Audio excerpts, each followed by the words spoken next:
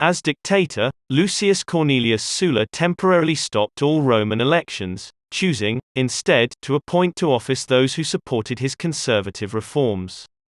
Because he was the senatorially elected dictator, his appointments were perfectly legal, unlike the appointments that had been made by the Marian Cinna administration, neither of whom had been duly elected to the post.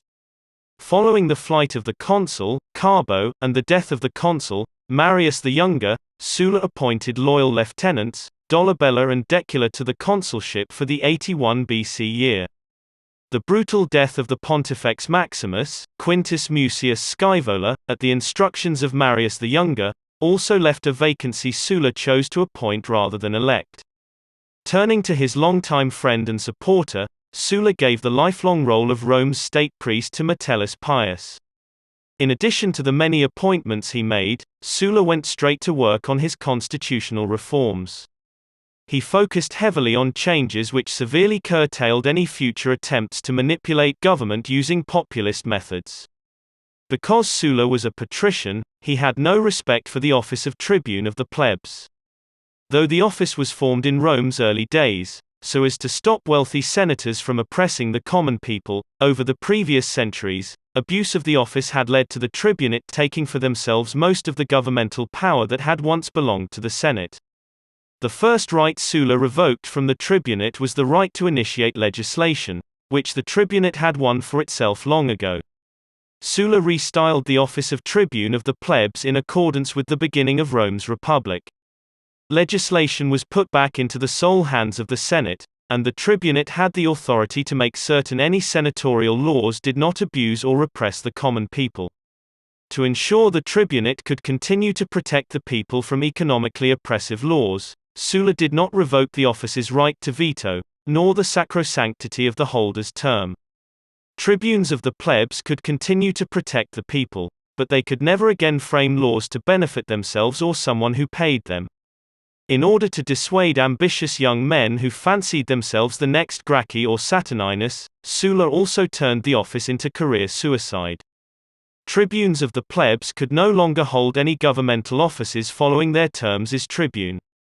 In this, Sulla meant for the office to appeal only to those men who truly had the welfare and protection of the plebeian classes in mind, and not to any young man who hoped to use his tribunate, and the plebeian classes, as a springboard to greater popularity. And finally, Sulla stripped from the tribunate their legal right to bypass the Senate, and take bills straight to the People's Assembly. Under Sulla's constitutional reforms, a bill had to have the Senate's signature on it before it could be presented to the people. And the signed bill had to be publicly posted for 28 days prior to voting. Without the Senate's signature, a bill could not be posted for public reading. It was nullified, requiring the Senate and the tribunate to continue debating until both sides reached a compromise. In this way, Sulla ensured that the proper debates took place for the legislation of any new law. There would be no more rushing laws past the Senate in order to get the people's quick approval. Everyone involved, from support to opposition, had to come to some sort of agreement before the Senate's signature permitted the bill to be presented for voting into law.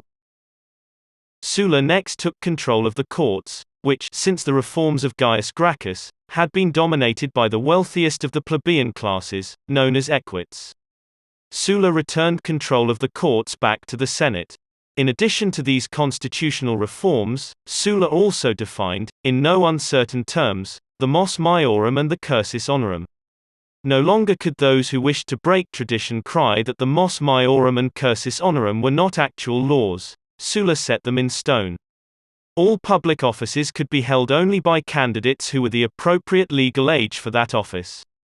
Allowing for unforeseen and potentially unknown circumstances, Sulla wrote into this law a provision that would allow a candidate to formally request early office from the Senate, but a majority of the Senate had to be reached in order for the request to be granted. Under these reforms, Sulla intended that no Marius the Younger, in his mid-20s, and on the merits of name alone, could ever be voted into the consul's chair.